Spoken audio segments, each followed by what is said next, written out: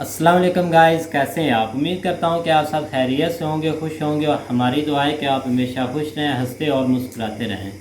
मेरा नाम है रहमान अनवर और मैं हूं मोहम्मद सुहेल और मैं मुज़फ़्फ़र इक़बाल। और आज हम जिस वीडियो प्रेक करने जा रहे हैं, इस वीडियो का टाइटल है met the most intelligent Pakistani girl, यूए इन्वेस्टमेंट 27 करोड़। तो चलो सबसे पहले वीडियो देखते हैं। अगर वीडियो पसंद आए तो लाइक सब्सक्राइब ज़रूर कीजिएगा और कमेंट में अपनी राय का इज़हार ज़रूर कीजिएगा। तो चलो वीडियो करते हैं शुरू। नमस्कार दोस्तों, डीडी रिएक्ट के एक और रिएक्शन वीडियो में आप सभी का स्वागत है। मेरा नाम है आलोक और आज जो वीडियो मैं आप लोगों के साथ देखने वाला हूं और जिस वीडियो पर मैं जा रहा हूं रिएक्शन देने, वो वीडियो है रिबाहा इमरान का। और ये वीडियो है, इसका टाइटल है यूएई इन्वेस्ट मैसिव 27,000 करोड़ इन कश्मीर। यूएई ने जम्मू कश्मीर में 27,000 करोड़ रुपए की इन्वेस्टमेंट की है। तो आप सबको जैसे पता है कि अभी पिछले हफ्ते ही या अभी 4-5 दिन पहले वहां पे पूरा डेलीगेशन आया। 36 जो गल्फ कंट्रीज थी उनके डेलीगेशन के लोग आए, बिजनेसमैन आए जम्मू कश्मीर में और वहां पर कई सारे प्रोजेक्ट्स पे काम हुआ है। 70,000 करोड़ का प्लान है, प्रस्ताव दिया गया है और करीब मुझे लगता है कि उसमें 30,000 करोड़ की चीजें शुरू भी हो चुकी हैं। तो यूएई ने 27,000 करोड़ का उसमें इन्वेस्टमेंट की है और जाहिर सी बात है कि इससे जम्मू कश्मीर में प्रोस्पेरिटी आएगी, समृद्धि आएगी, वहां पे लोगों की आमदनी बढ़ेगी। तो इस पर पाकिस्तान की जनता क्या कह रही है, चलिए देखते हैं। आप पूरे इक़दाम को कैसे देखते हैं? देखिए, कश्मीर के लोगों के लिए तो ये बहुत अच्छी चीज़ है। अगर हम लोग एज अ पाकिस्तानी बात करें तो बतौर पाकिस्तानी तो हमें इस चीज़ के ऊपर खुशी होना चाहिए क्योंकि वो कश्मीरियों के लिए कुछ ना कुछ बेहतर करने जा रहे हैं। लेकिन ये बात भी गलत है कि सिर्फ जम्मू कश्मीर के लिए करने जा रहे हैं। अगर कश्मीर के पूरे खित्ते के लिए करते तो शायद इसकी खुशी बहुत ज़्यादा होती क्योंकि यहाँ वाले लोग भी उतना ही पिस रहे हैं। डेफिनेटली वो लोग जुल्म का शिकार हैं, बहुत सारी और मसाइल उनके साथ बहुत हैं, लेकिन यहाँ पर भी कश्मीरियों के साथ खासे मसाइल हैं जिनको अब फुलफ़िल होना चाहिए। और इन्वेस्टमेंट जहाँ तक की बात है तो पाकिस्तानी गवर्नमेंट ने भी बहुत सारे जो मौक़े हैं वो इन्वेस्टर्स को दिए हुए हैं। इवन के जो ओवरसीज़ पाकिस्तानी हैं उनके लिए भी ये पॉलिसी है कि अगर वो पाकिस्तान में आके इन्वेस्टमेंट करते हैं तो उनकी पूछगिछ नहीं होगी। तो मेरा इस जवाब के ज़रिए ये एक पैगाम होगा कि जो इसमें इन्वेस्टमेंट जम्मू कश्मीर में होने जा रही है वो अगर आज़ाद कश्मीर में भी हो जाए तो कश्मीरी मुकम्मल तौर पर खुश हो सकते हैं। मुकम्मल तौर पर पीओके को वापस हमें सौंप दीजिए भाई। उसके कागजातों के हिसाब से तो मालिक हम ही है ना, सौंप दीजिए तो वहां भी मुकम्मल हम विकास डेवलपमेंट कर देंगे। ये जो इन्वेस्टमेंट यूएई के इन्वेस्टर्स जो उधर जम्मू एंड कश्मीर में गए थे उनका कहना ये था, उनका बयान ये सामने आया कि कश्मीर बहुत खूबसूरत जगह है और बहुत पीसफुल जगह है और बहुत सेफ़ जगह है और कश्मीरियों को हम बहुत ज़्यादा जॉब्स भी जनरेट करेंगे। यानी कि जो हम वहाँ पे प्रोजेक्ट्स शुरू करेंगे प्रॉपर्टी के, मॉल्स के, वो 75% जॉब्स जो हैं वो कश्मीरियों को दी जाएगी जम्मू एंड कश्मीर में। मैम, आप इस स्टेटमेंट को कैसे देख रही हैं, क्या कहेंगी? देखिए, इस इन्वेस्टमेंट के पीछे ना एक बहुत बड़ी कॉज है। उस कॉज को समझना बहुत ज़रूरी है। हो सकता है कि वो इन्वेस्टमेंट जो है वो यहाँ पे करते हैं, लेकिन अगर चूँकि वो वहाँ जा रहे हैं तो उसकी सबसे बड़ी वजह ये है कि सारी इन्वेस्टमेंट के साथ उन्होंने एक बड़ी शर्त रखी है। वो शर्त ये है कि वहाँ पे मुसलमानों की अक्सरियत को बढ़ाया जाए, मुसलमानों को प्रमोट किया जाए। चूँकि जो हिंदुस्तान है वो ऑटोमेटिकली मुसलमानों के पीछे पड़ा हुआ है हाथ धो के। कभी किसी तरह से कत्लो गारत हो रही है, कभी किसी तरह से कत्लो गारत हो रही है। अगर यूएई वहाँ पर अपनी इन्वेस्टमेंट के ज़रिए दाखिल होंगे तो वो डेफिनेटली मुसलमानों को सपोर्ट करेंगे। ये जो जॉब्स मिलने जा रहे हैं ये सिर्फ जॉब्स नहीं है, ये मुसलमानों की प्रमोशन होगी। वहाँ पे जो वहाँ पे कत्लो गारत हो रहा है, मुसलमानों को डिग्रेड किया जा रहा है, ये सब चीज़ें ख़त्म हो जाएंगी। मुसलमानों को जॉब्स मिलेंगी, मुसलमानों को रिहाइश मिलेगी, मुसलमानों के फ़ायदे होंगे और उनके लिए सोर्सेज बढ़ेंगे। इसके पीछे, इस इन्वेस्टमेंट के पीछे सबसे बड़ी शर्त यही है कि मुसलमानों को, उनकी अक्सरियत को बढ़ाया जाए, उनको प्रमोट किया जाए। वो कत्लो गारत जो वहाँ पे हो रही है उसको इनडायरेक्टली बंद करने का ये एक तरीका है। मैडम जो हैं वो बड़ी अंदर की खबर रखती हैं भाई साहब, बड़ी अंदर की खबर है। शर्त रखी गई है। अरे मैडम, खैर चलिए कोई बात नहीं, आप लोग ऐसे ही करते रहिए, अच्छा है, हमारे लिए बेहतर है यार। क्योंकि पता क्या होता है, आप लोग इसी भुलावे में रहिए, इसी तरह प्रोपेगेंडा फैलाइए, झूठ बोलते रहिए और हम अपना काम करते रहेंगे। और उसी का नतीजा है कि आज जम्मू कश्मीर इतना बढ़िया हो गया है कि वहां से विदेश से आ रहे हैं लोग। और आपको पता है कि कई सारी कंपनीज है जो हिंदूज चला रहे हैं वहां पे यूएई में, और वो कंपनीज भी इन्वेस्ट कर रही हैं। तो आप इसको हिंदू मुसलमान का रंग मत दीजिए। हमें जो जहां पे, अगर जम्मू कश्मीर में मुसलमानों की संख्या ज्यादा है तो भाई वहां पे इन्वेस्टमेंट होगी तो उस पर उन्हीं का हक होगा। बाहर से जाके लोग नहीं बिठाए जाएंगे उस पे। ये बड़ी कॉमन सेंस की बात है जिसकी कमी पाकिस्तानियों में बहुत ज्यादा है।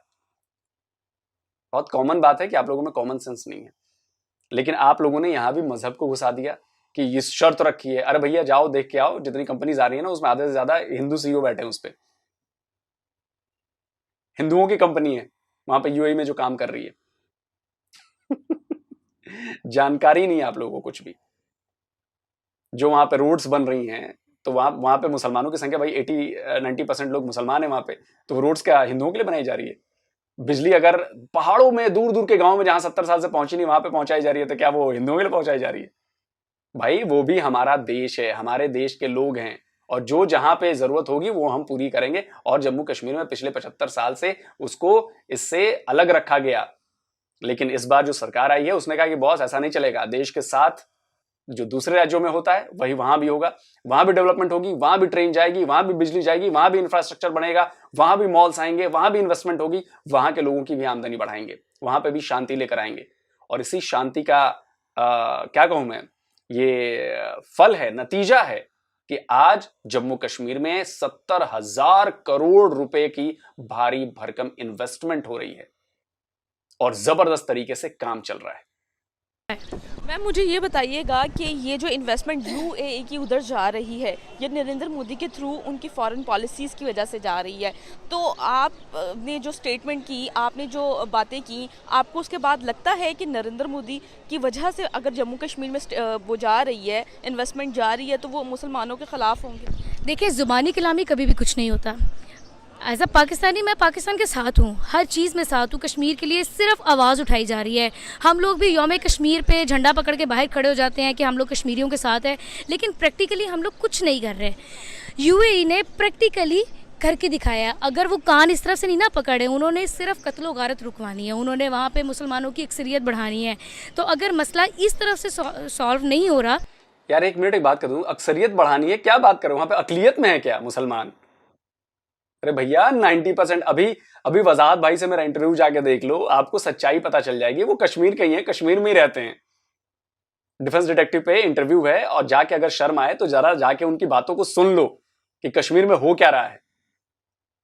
जो हथियार उठाएगा, जो आतंकवादी बनेगा, वो मारा जाएगा, इसमें कोई दो राय नहीं। बाकी किसी से कोई मतलब नहीं। समझ गए आप? हथियार उठाना बंद कर दीजिए। हम तो प्रोस्पेरिटी चाहते हैं, बाकी कश्मीर की जनता भी हमारे साथ है। आप जाके देखो तो सही, ऑनलाइन जमाना है, आप देखिए। और आप लोग की फ्रस्ट्रेशन इसलिए बढ़ रही है क्योंकि आप लोग प्रोपेगेंडा करते हो। अब यूएन में आपकी सरकार की जो वहां पे यूएन में थी, उन्होंने फिलिस्तीनी लड़की की तस्वीर दिखा दी, बोली कि जम्मू कश्मीर में हो रहा है। आप समझ रहे हो किस लेवल का प्रोपेगेंडा आप लोग करते हो? बाद में जब आप लोग की चोरी पकड़ी गई तो उनको हटा भी दिया गया वहां से, पाकिस्तान की सरकार ने हटा दिया। आप समझ रहे हो? आप लोगों को लगता है कि जी हमने तो बोल दिया, हमने दिखा दिया, हमारा काम हो गया, लेकिन आपकी चोरी पकड़ी जाती है। और जो ऐसी ये बातें कर रहे हैं ना आप लोग, ये ऐसी चोरी है जो पकड़ी जाती है। आप बोलते कुछ और हो, असल में जब ग्राउंड पे आदमी देखता है, जब ग्राउंड पे यूएई के सरकार जाके देखती है तो देखती है अरे यार ये तो बहुत शांति है, यहाँ पे बहुत समृद्धि है, यहाँ पे तो बहुत स्कोप है काम करने का और बहुत अच्छे से सब कुछ चल रहा है। लेकिन पाकिस्तान में प्रोपेगेंडा जैसे आप अभी आपके दिमाग में भरा हुआ है। तो उन्होंने उस तरफ से सॉल्व करने की कोशिश की है। नरेंद्र मोदी सिर्फ इतना चाहता है कि उस वहाँ पे हिंदुओं को प्रमोट किया जाए, हिंदुओं की अक्सरियत हो, ये लेकिन वो कभी भी इनकार नहीं करेगा कि मेरे मुल्क में इन्वेस्टमेंट ना आए या मेरी तरफ ये ना हो। एट दी एंड तो यही चाहिए ना, एट दी एंड तो पैसा ही चाहिए, एट दी एंड इन्वेस्टमेंट चाहिए। तो अगर इन्वेस्टमेंट एक फ़ायदा करके, अगर यूएई एक फ़ायदा कर रहा है तो उस एक फ़ायदे के साथ साथ 10 फ़ायदे वो ले भी रहा है, और वो 10 शराइत है वो सब मुसलमानों को हामी कर रही हैं, मुसलमानों को सपोर्ट कर रही हैं। तो अगर यूएई के लिए इतनी इन्वेस्टमेंट करना कोई बड़ी बात नहीं है, अगर वो इतनी सी इन्वेस्टमेंट से इतना बड़ा फ़ायदा कर लेंगे मुसलमानों के लिए, तो मेरा ख्याल से ये छोटी चीज़ नहीं है। ये काम अगर पाकिस्तान भी करता तो शायद आज हमारा यहाँ पे अमन भी होता, दोस्ती भी होती, और ये जितने मसाइल हैं ना ये भी काफ़ी हद तक कम हो गए होते हैं। आपने जैसे कहा यूएई मुसलमानों को सपोर्ट करना चाह रहा है, तो फिर वो इन्वेस्टमेंट तो पाकिस्तान में लेकर आता ना, पाकिस्तान के कश्मीर में करता।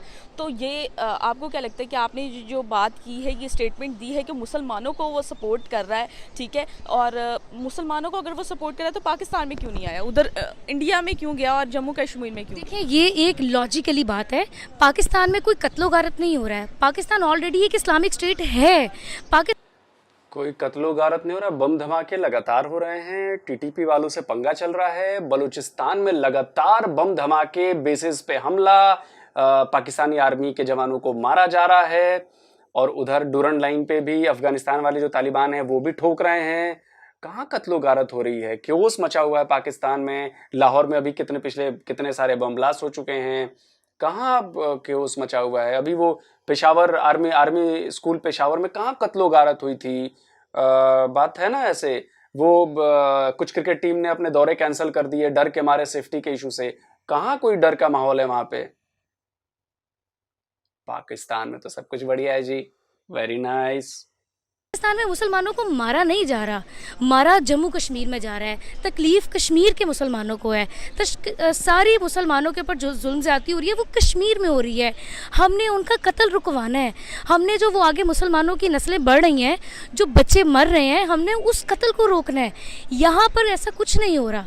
वो इन्वेस्टमेंट के ज़रिए उस कत्ल को रोक रहे हैं, वो उस जुर्म को रोक रहे हैं।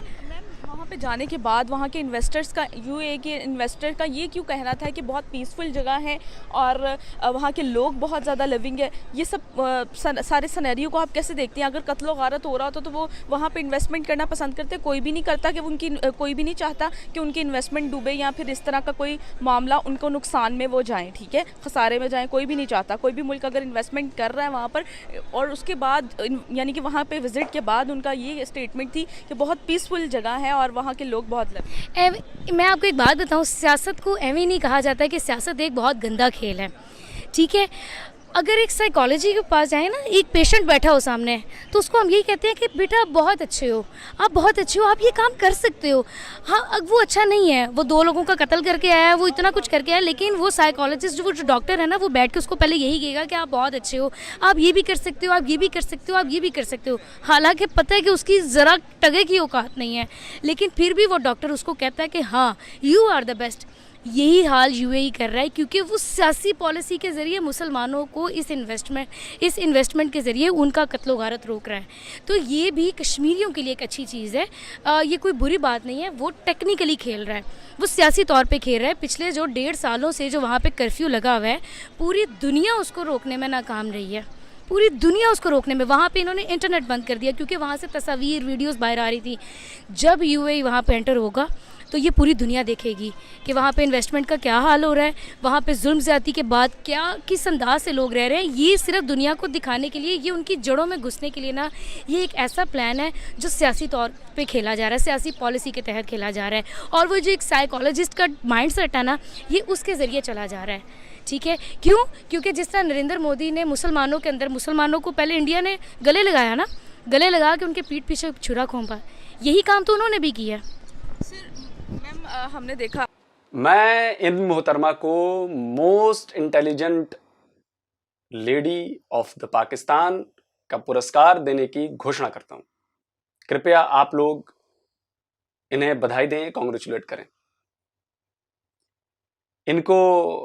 अब देखिए, ये ऐसे ही झूठ फैलता है। देखिए, इनको नहीं पता है कि जम्मू कश्मीर में कोई लॉकडाउन नहीं है। इनको नहीं पता है कि जम्मू कश्मीर में कोई इंटरनेट बंद नहीं है।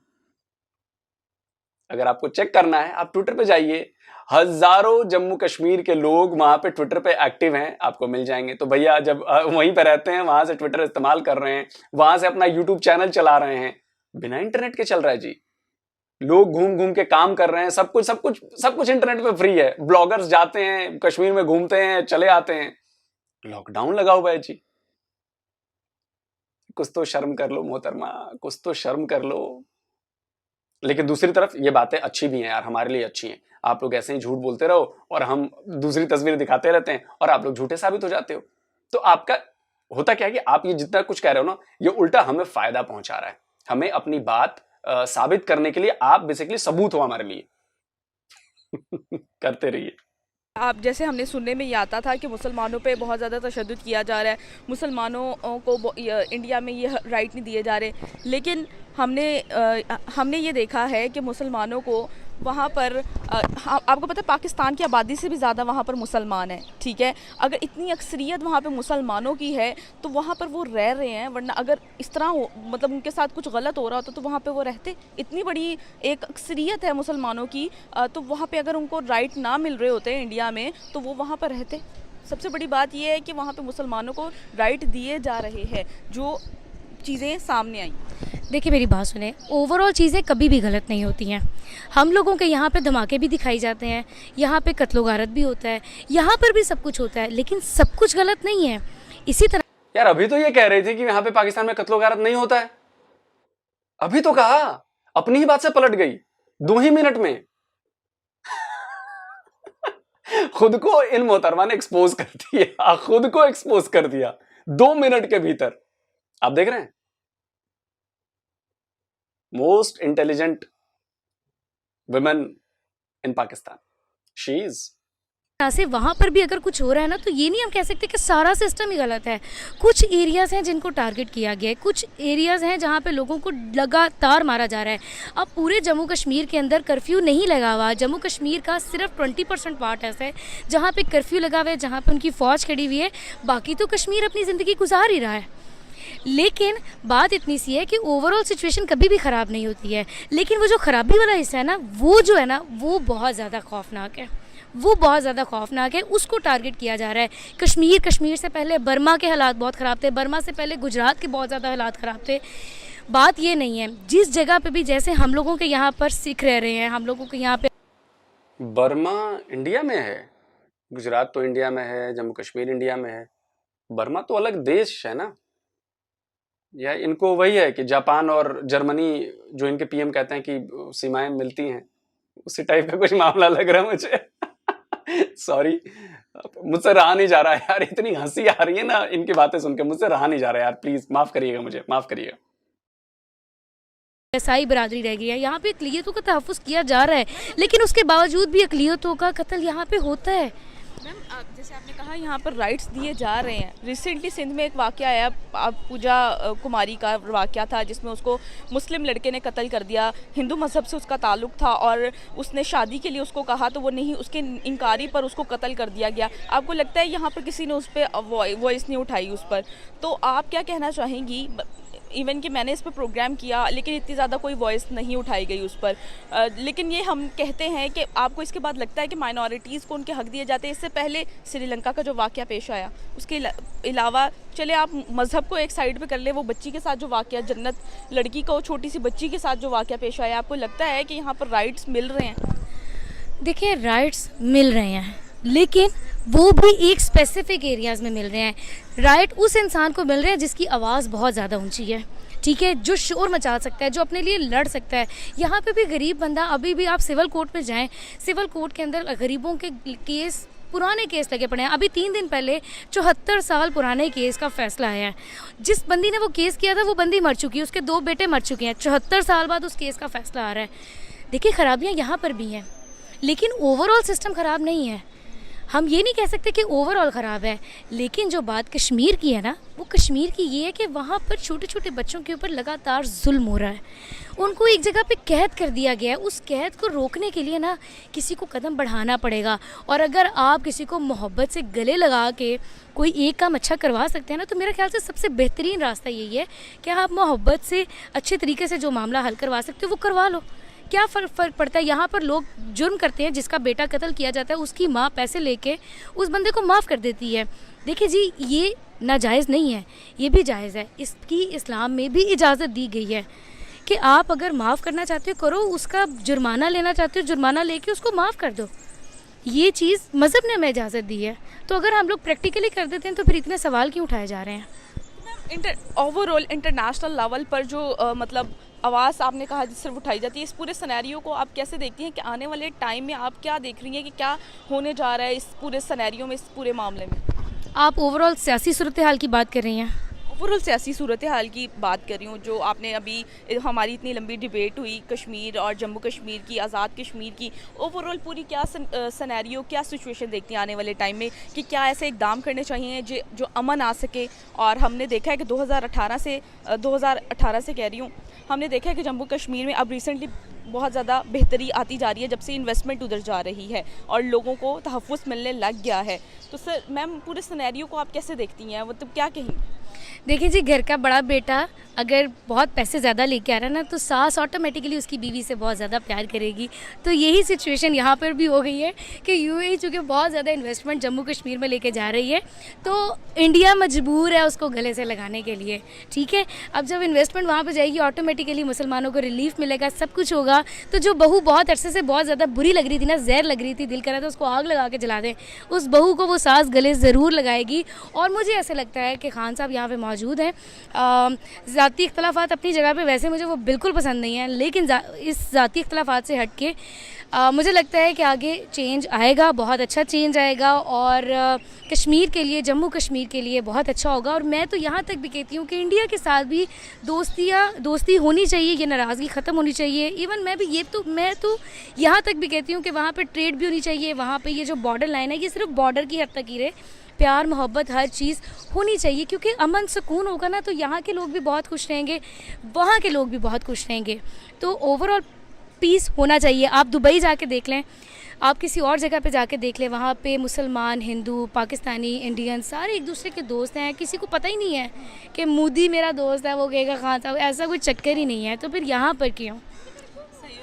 कब तक हम मजहबी चीज़ों से कब तक बाहर निकल आएंगे, हिंदू मुस्लिम फसादात से कब बाहर निकलेंगे कि अमन के साथ हम दो कंट्रीज़ आपस में सुलह करके और ट्रेड बहाल कर सके, ताकि हमारी कंट्री जो है वो भी तरक्की कर सके और ओवरऑल जो है सिनेरियो बेहतर हो सके, अमन आ सके। मुझे लगता है कि अभी भी 2 जनरेशन्स लगेंगी, दो जनरेशन्स के बाद जाके तब्दीली आना शुरू होगी। क्यों? क्योंकि जो हमारे इमरान खान वाली तो नहीं, ये तब्दीली थोड़ी है, ये तो ज़लालत हो रही है। ये ज़लालत है। तब्दीली जिसकी बात करें ना, ये मुसलमानों, ये जो मज़हब का एक एजेंडा बार बार यूज़ किया जाता है, ये हमेशा मज़हब का नाम जो है ना कमज़ोर आदमी लेता है।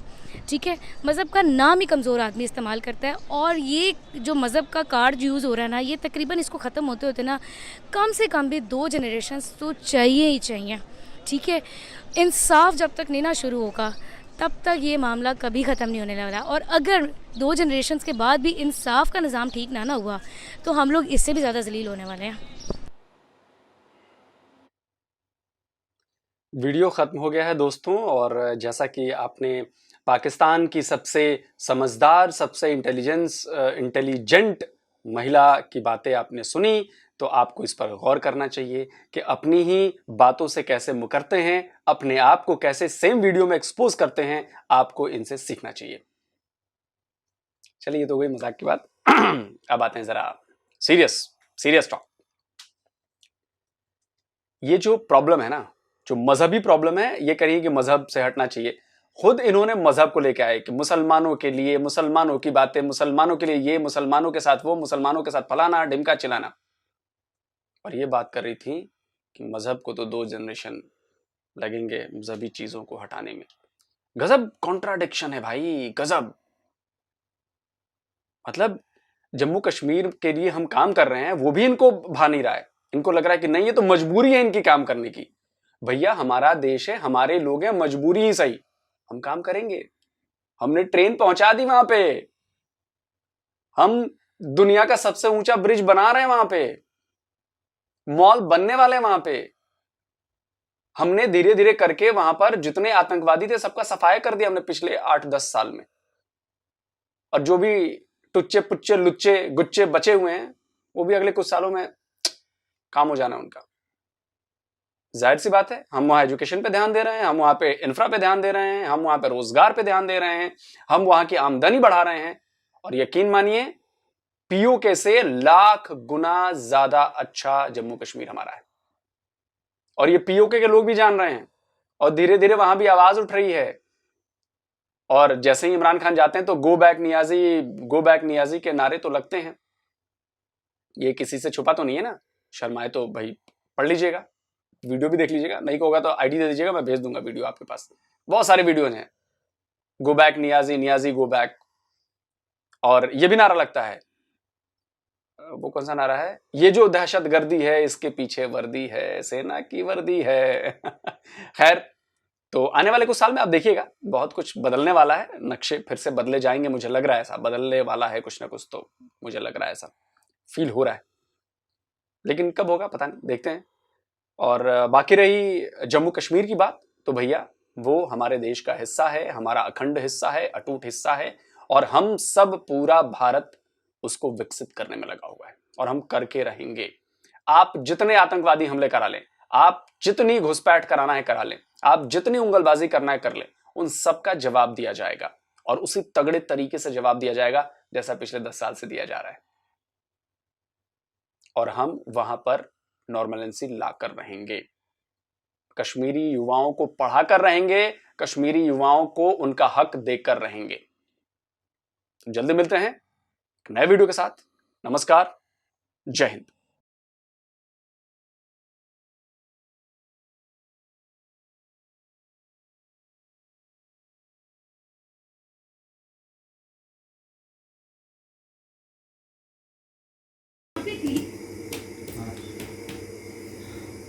गाइस, जैसा कि आप वीडियो देख रहे थे भाई, वीडियो काफ़ी इंटरेस्टिंग थी। ये जवाब तो मैं देना चाहता था लेकिन उसने दे दिए, लेकिन अच्छी बात है उसने दे दिए, लेकिन वो भी एक्सपोज हो गई है, उसने ये प्रोपोगंडा फैलाया है।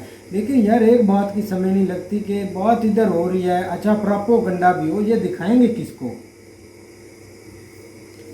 आपसे पूछ रहा हूँ, किसको दिखाएंगे? ये बोलते हैं कि हमारे पास प्रूफ है, हमारे पास नहीं प्रूफ जो आप कर रहे हैं उधर, हमारे पास नहीं वीडियोस पड़ी हुई, हम नहीं देखते, हमारे पास भी सब कुछ है, हम भी किसी को नहीं दिखाएंगे। और जो ये यार बात बात पर बोलते हैं कि हम पीओके ले लेंगे, पीओके हमारा है, हम ऐसे के वैसे कर देंगे, आप किस से लेंगे पीओके? ये तो कभी सोच लो, समझ नहीं लगती यार। पाकिस्तान से पता नहीं कब लेंगे और भाई किससे लेंगे, और बाकी हमने भाई छीना है, हमने लिया नहीं, हमने छीना है। ये आप भी बाज़ें नशी कर लें कि कश्मीर हमने लिया है, हमने छीना है और अपने दम पर लिया है। हम ऐसे नहीं कि आप बोलते हैं कि उन्होंने छीन लिया है, ऐसा कब्जा किया है, ऐसी वैसी बात नहीं, हमने आपसे छीन कर लिया है, और ना हम वो चीज़ ले सकते हैं और ना आप ले सकते हैं। रियलिटी तो हम आप दिखाते रहेंगे जो आप उधर कर रहे हैं कश्मीर में। यार ऐसे ना बोला करें कि उधर कुछ नहीं हो रहा, वो बस शांति से रह रहे हैं, बस उनको कोई तकलीफ नहीं, ऐसा ना बोला करें। आप बहुत कच्चे जे महसूस होते हैं और झूठे बंदे लगते हैं, क्योंकि सब पता है यार, इंटरनेट का ज़माना है, हम भी देखते हैं जो आप उधर कर रहे हैं, जो कर रहे हैं। ऐसे नहीं इन्वेस्टमेंट हो, ठीक है इन्वेस्टमेंट हो, हम इससे क्या, हमें क्या दुख के इन्वेस्टमेंट नहीं हो रही। अच्छा पीओके दे दो, उधर भी इन्वेस्टमेंट कर दें, अच्छा भी कर दें, तो आपके मतलब इंडिया में कुछ नहीं होता, वो आपके इंडिया के ही पालतू इधर आते हैं। आप बोलते हैं ना कि हम दहशतगर्दी फैलाते हैं, टेररिस्ट अटैक हम कराते हैं, आप कराते हैं, आपको ये सारा क्रेडिट जाता है, क्योंकि जब उनकी गर्दन में मारे फैर या उनके जहाँ पीछे मारे, आगे मारे, जब उनकी तलाशी ली जाती है तो कोई ना कोई इंडिया की चीज़ उसमें निकल ही आती है जो आप देते हैं, आप उन पर पैसा बर्बाद करते हैं। तो हमारे नौजवानों को सिखाया किस लिए जाता है? शहीद होते हैं, मार के शहीद होते हैं ना, अपने मुल्क के लिए मरते हैं ना, कुर्बानियाँ देते हैं, लड़ते हैं तो है ना कम से कम। ऐसे तो नहीं है कि भाई फेक से सिग्मा रूल बना दिया और यूट्यूब पर चाड़ दे और अपनी आवाम को खुश कर दिया, कम से कम लड़ते हैं ना, एक मरता है 10 मारता भी है ना। ऐसे तो नहीं मतलब कि अपने आप को ही मार देते हैं उधर बैठे बैठाए, ऐसा नहीं होता। प्रोफेशनल आर्मी इसको बोलते हैं। और जो आप सरेंडर करते हैं ना, इसका आपको ऐसा जवाब दूंगा ना, उधर दर्द उठेगा, वो दर्द आपका काम भी कभी नहीं होगा। और इसका जवाब दूंगा कमिंग सून, मेरे पास तो बहुत जवाब है जो आपकी ऐसी जलती है, पता नहीं फिर हो क्या जाता है। ऐसे अपनी आर्मी वाले ही मतलब कि अपने आप को टारगेट करने लग जाते हैं। तो थोड़ा सा ध्यान से रहकर बातें करें, हमको भी पता है सब कुछ, हम भी कर सकते हैं। बिल्कुल भाई, इंटेलिजेंट। हाँ इंटेलिजेंस क्या भाई वही बोल रहा हूँ ना। लेकिन ये है कि भाई एक अच्छी डिबेट चल रही थी कि भाई 3 4 हो गए हम, अब मतलब कि लोग भाई थे, लड़की थी, रबा थी, हम 4 हैं, मतलब कि एक अच्छा डिबेट बन गया है। और इसको डिस्कस करना चाहिए, क्योंकि भाई कश्मीर को देखना चाहिए। वहाँ पर अब इन्वेस्टमेंट कर रहा है भाई, यूएई आया है भाई, वहाँ पर इन्वेस्टमेंट कर रहा है। उनकी इमार इतनी बड़ी कंपनी है वो कर रही है, उन्होंने भाई दस्तखत सब कुछ भाई ओके कर लिया और अब वो स्टार्ट करने लगे हैं। क्योंकि आज से जब उन्होंने ये अनाउंसमेंट की थी या कुछ आर्टिकल इसके पब्लिश हुए थे, तो तब तो खैर लोग नहीं मान रहे थे कि भाई ये क्या, ये तो बस दिखावे के लिए होता है, आते हैं कोई साइन वगैरह करते हैं, कोई आर्टिकल पब्लिश होते हैं, तो बस इतना सा काम होता है और उसके बाद चले जाते हैं, उसके बाद काम ही नहीं होता। लेकिन ये है कि उसके बाद अभी हाल ही में तकरीबन 5-6 दिन हुए होंगे, तो भाई यूएई का आया, तो उन्होंने अब ये यहाँ पर काम वो स्टार्ट करने लगे हैं। तो बिल्कुल ये एक जम्मू कश्मीर का भाई एक रोशन मुस्तकबिल है और इससे भाई वो रोशन होगा। अगर बैठे उठे रोशन होगा, सीने से बिजली निकलेगी। और भाई मैं आप भी उस लड़की की तरह सोच रहे हैं कि वो तो भाई बोल रही है यहाँ पे कुछ हो नहीं रहा और कुछ देर बाद भाई हो रहा है। तो ठीक, उसने इसमें रॉन्ग का क्या बोला है मुझे ये बता दे। ऐसे नहीं होता भाई, कुछ सोच समझ कर बोलना चाहिए और याद रखना चाहिए कि हमने भाई ये बात कर चुके हैं और जिस पर हम दोबारा से अपनी स्टेटमेंट दे रहे हैं, कुछ इस चीज़ को देखना पड़ता है, कुछ देखें भाई, कुछ पता इस चीज़ से ही चलता है। लेकिन यार वो दुबई वाले शेख पागल तो नहीं हो गए कि बोलते हैं कि वो बोल रहे हैं कि इधर पीस है कश्मीर में, इधर तो कुछ भी नहीं है। उन लोगों ने बोला पता नहीं किसको है इधर पीस है। वो खुद यहाँ पर अगर आए इन्वेस्टमेंट करने के लिए तो उन्होंने भाई देखा है, पहले जगह देखते हैं। अब ये तो नहीं ना, जगह तो खूबसूरत है, वो तो आम आदमी भी देखे जगह, तो ये भाई कश्मीर खूबसूरत तो है, खूबसूरत तो है, लेकिन ये है कि उनको तो भी पता चल जाना था यहाँ पर क्या हो रहा है क्या नहीं। अब आप कहीं से कोई जगह ही लेने चले जाते हैं, सबसे पहले तो आप 10 इधर उधर के बंदों से पूछेंगे कि भाई ये जगह कैसी है, इसका कोई भाई रौला वाला तो नहीं, कोई इसका मसला तो नहीं। आप तो 10 बंदों से ऐसे भाई कंफर्म करेंगे कि भाई ये कैसी जगह है, ये लड़के कैसे, सॉरी जिससे हम ले रहे हैं ये बंदे कैसे, ये तो आप पहले कंफर्म करेंगे। और वो इतना बड़ा प्रोजेक्ट इन्वेस्टमेंट कर रहे हैं तो उनको नहीं भाई पता होगा कि ये कैसा कश्मीर है, यहाँ पर होता क्या है, या अगर हम यहाँ पर कुछ करने लगे हैं तो हमें तो कुछ इसके बारे में कुछ जानना चाहिए। क्यों ना कि वो पाकिस्तान से ही पूछ ले कि भाई ये कैसा है। अगर यहाँ पर अगर बात आ जाए कि अगर यहाँ के अगर पाकिस्तान के ही बोल दें, कुछ हैं कि भाई जिनको पता है सब चीज़ों का, कि वो बोल दें कि भाई ठीक है आप अपना काम स्टार्ट करें यार। जैसे अभी अब यूएनए में इनकी आवाज़ उठ गई है ना, कश्मीर पर दबाव है या इन पर कुछ दबाव है, तो ये कश्मीर के ऐसे बन जाते हैं जैसे जुड़वे भाई हैं, उनको बहुत प्यार करते हैं, आपके ही हम हैं और कुछ भी नहीं हमारे सिवा आपके बाद, ऐसे दिल लगाने बात करते हैं। लेकिन जब कुछ खतरा टाल जाए या प्रेशर हट जाए तो भाई फिर भी सोटो मार, भाई चलो इसको ठोको उसको ठोको, ऐसे चलता रहता है। ऐसी कुछ चीज़ें लड़की जो है ना वो इंटेलिजेंट जो है ना वो बहुत ज़्यादा थी, जिस तरह वो लग रही थी उसने हार नहीं मानी है। उसने ये नहीं सोचा कि मैं जो बोल रही हूँ वो पीछे पीछे जो है ना वो इस साइड से निकाल ही रही थी, कि बाद में फिर एक तरफ से उसको नेगेटिव बोल रही थी, एक तरफ उसको पॉजिटिव बोल रही है, एक तरफ जो है ना वो उसकी कुछ समझ नहीं लगी है। लेकिन ये कि उसने मतलब एक अच्छा इंटरव्यू दिया अपना, कि उसने अपने आप को बावर कराया है कि मैं हकीकत टीवी का जो है ना वो एक लेडीज वर्जन हो है। तो वो भी ऐसे ही है जो बस एक चीज़ चल रही है, बस वो हो रहा है, वो हम वो प्लानिंग कर रहे हैं, वो प्लानिंग कर रहे हैं। यूएई मुसलमान के लिहाज से जिस तरह हमारी आदत है कि हम जो है ना वो मज़हब को हर चीज़ में घसीट लेते हैं। तो जिस तरह अब देखो ना यूएई का OIC का इधर इजलास था ना जिस वक्त, तो वो तो ठीक इधर आए हुए थे, वो एक मीटिंग थी जो भी कर रहे थे, लेकिन उसी वक्त वहाँ पे एक डेलीगेशन उन्हीं का जो है ना शेखों का मौजूद था जो वहाँ पे इन्वेस्टमेंट कर रहा था। बेसिकली ये जो कुछ भी इधर कर रहे थे इसका मकसद ये होता कि दूसरे दिन इन्वेस्टमेंट आती, बहुत सारे लोग पाकिस्तान में आगे इन्वेस्टमेंट करते, बजाय इसके क्योंकि उन्होंने ये कितना बहुत ज़्यादा ऑर्गेनाइज़ किया था, एक अच्छी जो है ना वो पिक्चर पेश की थी कि हम अमन पसंद है, इधर आएँ आप बैठें देखें ये हम किस तरह आपको ट्रीट करते हैं। तो उसके बाद कम अज़ कम कुछ ना कुछ तो जो है ना वो होना चाहिए, क्योंकि पहले भी एक दफ़ा हुआ है लेकिन उसका भी अभी तक कोई रिजल्ट निकला। ये भी हो गया, आते हैं बस खा पी के चल भी अपनी अचार इधर से मारे, इधर भी इन्वेस्टमेंट कर ही रहे, लेकिन ये $9 की वो कर नहीं रहे। इमरान खान ने आपको लेटेस्ट ही इजलास में बता दिया था 9 करोड़। हाँ, बलूचिस्तान में वो जो भाई वो सोना निकल रहा है, सोने की काने 9 अरब डॉलर की बात कर रहा हूँ। वो रैपिड केस है जो ऑस्ट्रेलियन कंपनी का है, तो वो ऑस्ट्रेलियन कंपनी उसके ऊपर वर्किंग कर रही है, जो सोने के वहाँ पे कह रहे हैं कि कुछ ज़खायर वगैरह पहले भी उन्होंने स्टार्ट किया था, लेकिन वो करप्शन की नज़र हो गया, इनको जुर्माना हुआ, लेकिन ये केस चलता रहा। लेकिन अब जो है ना इमरान खान ने इसके पीछे थोड़ा सा जो है ना वो वर्किंग की, वो केस भी ख़त्म करवाया, और एज़ पर इमरान खान के वो उसके ऊपर हमने $9 अरब की इन्वेस्टमेंट भी कर दी है। ये तो चलो ठीक है, $9 अरब की है, जो उधर हो रही है हम उसके ऊपर बात करते हैं ना कि देखो अब पहले तो उस लड़की ने कहा कि वहाँ पे कर्फ्यू लगे हुए हैं, ये लगा वो लगा हुआ, वहाँ हर चीज़ बंद है, नेट बंद है, सब कुछ बंद है। और दूसरे सवाल में ही उसने सब कुछ बता दिया कि नहीं वो एक सेंसिटिव जगह जो है ना, जहाँ पे जो है ना मतलब वो LOC के नज़दीक एरिए हैं, जो उसकी गुफ्तगू से लग रहा था कि वहाँ पे ये सारा कुछ है, पूरे जो है ना वो कश्मीर में नहीं था। तो बस इस तरह की चीज़ें जो है ना वो कुछ इधर हैं, इस तरह के ज़हन बने हुए हैं।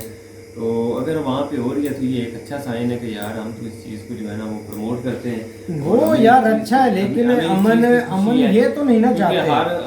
हर जो है ना जो भी इंसान है जहाँ जिधर भी रहता है उसको हक है एक आज़ादी के साथ जीने का, एक अच्छी लाइफ गुजारने का, अच्छी फैसिलिटीज़ का।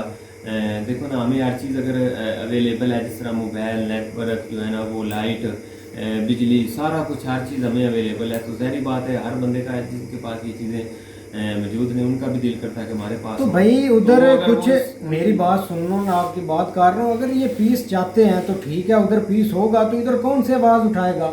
जब कश्मीर के लोग ही बोलेंगे कि भाई आप आवाज़ क्यों उठा रहे हैं, ये पब्लिक में आएंगे साहब बोलेंगे तो हमें भी पता चल जाएगा भाई कश्मीर के लोग बोल रहे हैं, ठीक है अब अमन है, हम भी भाई चुप कर बैठ जाएंगे। हमें कोई हवा ना पागलों वाली फिरी हुई है कि हम ऐसे उनकी तरफ बढ़ रहे हैं और वो खामोश बैठे हैं। हम इंटरनेशनल आवाज़ें भी उठा रहे हैं, ऑलरेडी दुनिया को पता है कि पाकिस्तान आवाज़ उठा रहा है, उनको भी पता है। आखिर वो कश्मीर के बोलने के आप भाई आवाज़ें बंद करें, आप आवाज़ें ना उठाएं, हम इधर पीस से हैं, हमें कुछ भी नहीं है। लेकिन अगर ये पीस चाहते हैं, लेकिन इन पीस चाहते हैं तो फिर पाकिस्तान में पीस ये क्यों नहीं होना चाहते? हर वाक़े में इनका हाथ है, हर वाक़े में, लेकिन इनको ये नहीं पता, ये इनको करंट वाक़े हुए उसमें तो उनका हाथ नहीं है। वो तो BL जो इधर थी यार, उनको फंडिंग कौन कर रहा है?